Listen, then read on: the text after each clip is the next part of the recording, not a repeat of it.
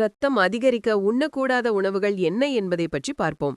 என்ன உணவுகளெல்லாம் சாப்பிடலாம் என்பதை இதற்கு முன் உள்ள வீடியோல போட்டு இருக்கிறோம். பார்க்காதவர்கள் பார்த்து தெரிஞ்சுக்கோங்க.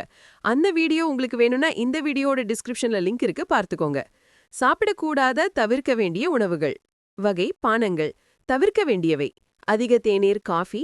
காரணம், இரும்பு சத்து உறிஞ்சுதலை தடுக்கின்றன. ஜங்க் உணவுகள். Bucket snacks, soda, fast food.